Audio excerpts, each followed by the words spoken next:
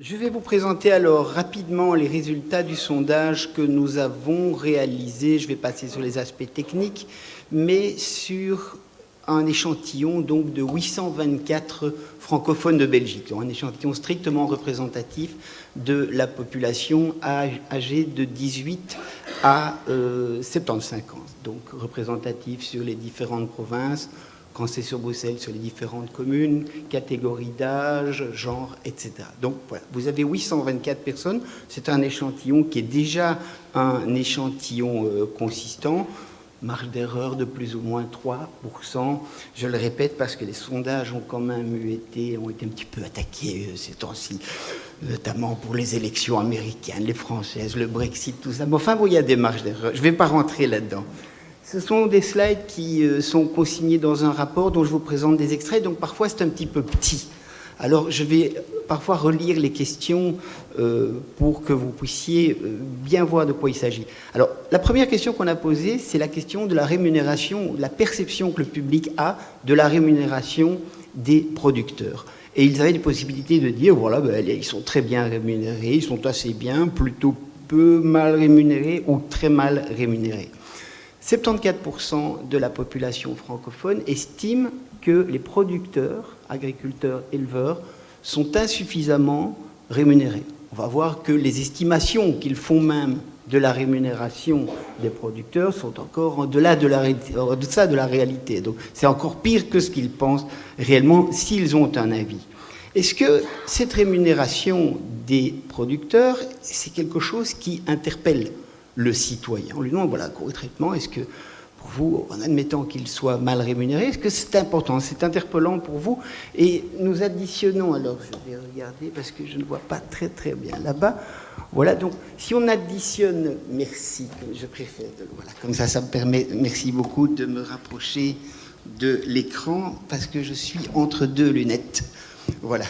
Donc, si l'on additionne les pourcentages de personnes qui se disent très fortement concernées ou assez concernées par la rémunération des producteurs, c'est 71% des francophones qui disent « oui, moi, ça me concerne ». Ça me concerne. Alors, quel est le problème d'une mauvaise rémunération des producteurs? Eh bien, c'est très clair. Là, il y avait plusieurs manières de l'exprimer, mais fondamentalement, il y a deux notions qui ressortent. D'abord, pour près de 60% du public, eh bien, cela met en cause la viabilité, la pérennité des exploitations. 60% pensent cela. 60 autres % pensent que ces rémunérations sont indignes et qu'elles ne permettent pas aux producteurs de vivre correctement. Il est intéressant de remarquer que cette sous-rémunération largement perçue par le public, ne semble par contre pas, c'était une modalité de réponse qui était proposée, ne semble pas impacter la qualité des produits. En d'autres mots, le public dit c'est pas parce que les producteurs ont des difficultés qu'ils produisent moins bien, ce qui participe d'une autre manière à la confiance, à l'affection que porte le public aux producteurs d'une manière générale. Nous leur avons demandé, l'idée était d'arriver à estimer quelle est au fond la rémunération, à votre avis, des producteurs et quelle serait cette rémunération idéale. On leur a d'abord demandé, tiens, pour une série de produits, des tomates en vrac, des pommes en vrac, un steak de bœuf, des côtelettes de porc, gigot d'agneau, bouteille de lait en brique ou des œufs. On leur a demandé d'abord, ça coûte combien? Combien vous payez? C'est très impressionnant d'abord de constater que 40% des répondants sont incapables de donner un prix. Donc ils prennent dans le rayon, ils ne savent pas très bien.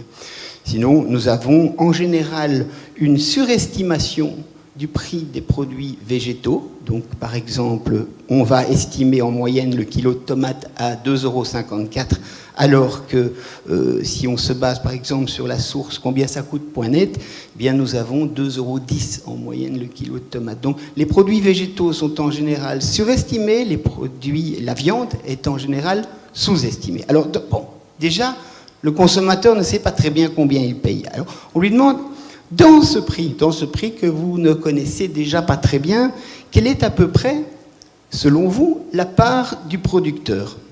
Alors nous avons une ligne, est-ce que j'ai un petit laser là-dessus? Nous avons la dernière ligne, oui, qui dit 69% des gens n'ont aucune idée de la rémunération des producteurs. C'était dans le micro-trottoir qui a été présenté avant, ça apparaissait très fortement, c'est déjà confirmé ici.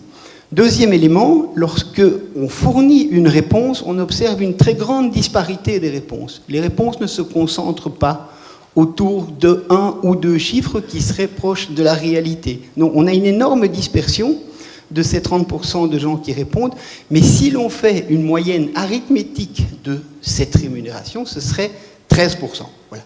Le public qui a une idée considérerait que les producteurs touchent 13% du prix de vente des produits. Ce n'est pas assez, on l'a vu au début, 3 personnes sur 4 estiment que les producteurs sont sous-rémunérés. Quelle serait alors la rémunération idéale? Ici aussi, on observe une très grande disparité des opinions, puisque nous avons 22% qui donnent des réponses allant jusqu'à 30%, nous avons 45% qui vont donner entre 30 et 60%, et 13% même qui disent que la rémunération devrait être au-delà de 60%. Donc, pas beaucoup d'idées, pas d'idées très précises en tout cas. Si je fais une moyenne arithmétique, encore une fois, mais elle n'a pas, d'un point de vue statistique, énormément de sens, puisque dans notre jargon, on va dire qu'elle n'est pas stable, cette moyenne statistique, ça ferait une moyenne de 40%. 40%, tout produit confondu. Ces dames ont été un petit peu plus généreuses que ces messieurs, puisqu'elles estiment que 44% en moyenne serait une bonne rémunération pour 38% à ces messieurs. Et les jeunes sont un peu mieux sensibilisés. On retrouve cela dans pas mal d'études que nous pouvons faire, notamment sur le commerce équitable. Les jeunes sont davantage sensibilisés à l'équitabilité et eux aussi revendiquent ou suggèrent une rémunération plus importante pour les producteurs. Est-ce que vous seriez d'accord, avons-nous demandé, de payer davantage pour être certain que le producteur soit payé comme il faut? Et nous avons observé une forte adhésion du public, puisque 62% disent « je serais certainement ou probablement prêt à payer davantage pour être certain que le producteur est bien rémunéré ». On verra plus tard que quand on propose un label, ça monte encore. Donc un label qui garantirait cela, ça monte encore. On constate dans l'ensemble qu'on est un peu plus prêt à payer davantage, un juste prix pour les produits végétaux, et un petit peu moins pour la viande, plus cher en moyenne bien entendu, et que l'on sous-estime, dont on sous-estime du reste majoritairement le prix. Donc, certainement pour tomates en vrac, bouteilles, briques de lait et œufs, beaucoup moins pour gigot d'agneau, mais la fréquence d'achat de ce produit est beaucoup plus faible. Nous l'avons mesuré par ailleurs dans l'étude.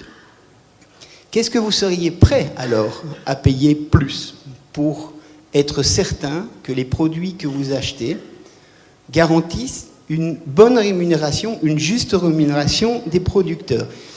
15% seulement ici n'ont pas eu d'avis, et les réponses ici se sont stabilisées autour d'une moyenne qui est assez stable. Nous avons bien entendu tout le détail des réponses, on les regroupe par petites baignoires comme ça pour que ce soit plus lisible, du moins j'espère, mais la moyenne arithmétique, encore une fois, est de 7,2%.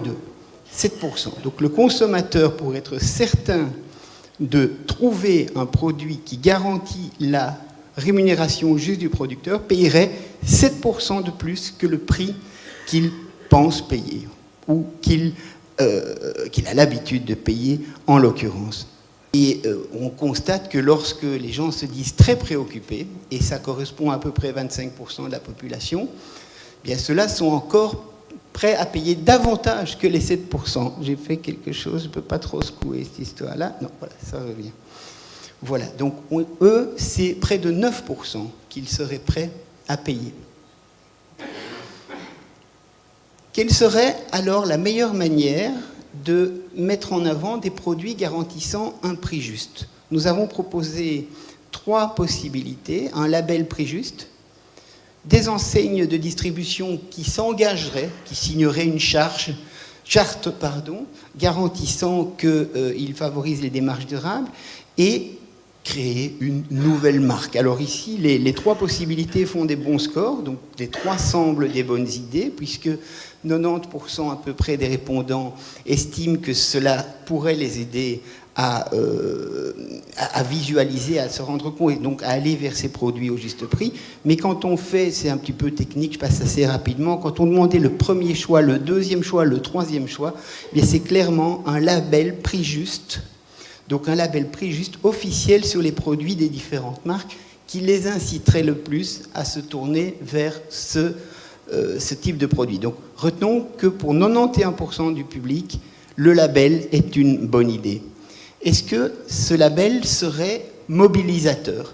En d'autres mots, la question est très très simple. Entre 2 produits similaires, si l'un d'eux porte par exemple un label prix juste pour les producteurs et l'autre ne porte pas de label, seriez-vous plus enclin ou encline à choisir ce produit plutôt que l'autre sans label ?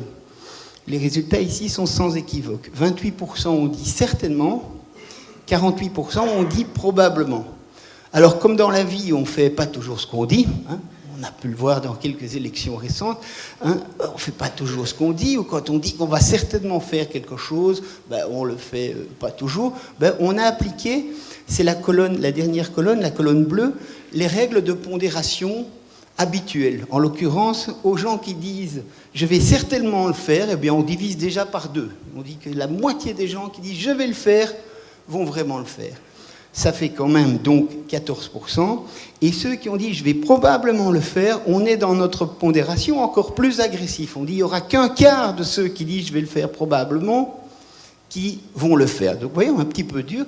Eh bien, ça donne tout de même, in fine, 26%. Ça veut dire que un Belge francophone sur 4, s'il reconnaissait un label lui garantissant la rémunération équitable du producteur, eh bien, un Belge sur 4 l'achèterait. On l'a vu un petit peu plus pour les produits végétaux, un petit peu moins pour la viande. Je pense que je pense que je vais rester pour une fois dans les 10 minutes qui me sont octroyées. Ouais. C'est parfait. Merci beaucoup.